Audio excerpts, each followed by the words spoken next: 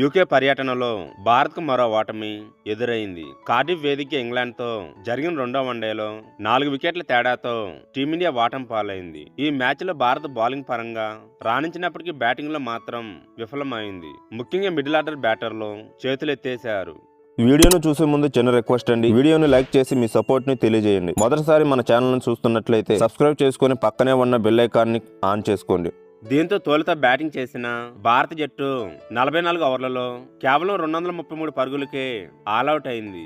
అనంతరం 234 పరుగు లక్ష్యాన్ని ఇంగ్లాండ్ 6 వికెట్లు కోల్పోయి 44.1 ఓవర్లలో ఛేదించింది. లక్ష్య ఛేదనంలో ఇంగ్లాండ్ కూడా కాస్త తడబడినప్పటికీ సీనియర్ బ్యాటర్ జో రూట్ అజేయంగా నిలిచి మ్యాచ్ ని ముగించాడు. ఈ విజయంతో 3 వన్డేల సిరీస్ 1-1తో సమానమైంది. ఇక ఈ ఓటంపై మ్యాచ్ అనంతరం భారత కెప్టెన్ శుభ్మన్ గిల్ స్పందించాడు. బ్యాటింగ్ లో మిడిల్ ఆర్డర్ వైఫల్యమే తమ కొంప ముంచిందని గిల్ అంగీకరించాడు. ఈ ఓటమి మమ్మల్ని తీవ్ర నిరాశపరిచింది.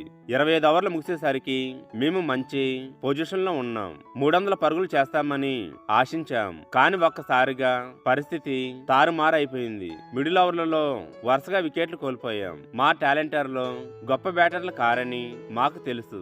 కానీ లోయర్ మిడిల్ ఆర్డర్ నుంచి మేము మరింత మెరుగైన ప్రదర్శనను ఆశించాం. ఈ మ్యాచ్ లో మాకు లభించిన ఆరంభాన్ని సద్వినియోగం చేసుకోలేకపోయాం. వచ్చే మ్యాచ్లు ఇలాంటి పరిస్థితి ఎదురైతే చిన్న చిన్న భాగస్వామ్యాలు నెలకొల్పి ఇన్నింగ్స్ ను ముందుకు తీసుకెళ్తామని ఆశిస్తున్నానని గిల్లి పేర్కొన్నాడు. తన వికెట్ కోల్పోవడంపై గిల్లు స్పందిస్తూ మంచి షాట్ ఆడినప్పుడు బంతి నేరుగా కవర్ ఫీల్డర్ చేతికి వెళ్తే ఎవరికైనా బాధగా అనిపిస్తుంది. నాకు కూడా అలానే అనిపించింది. వాషింగ్టన్ సుందర్ గాయం జట్టు వ్యూహాలను దెబ్బతీసింది.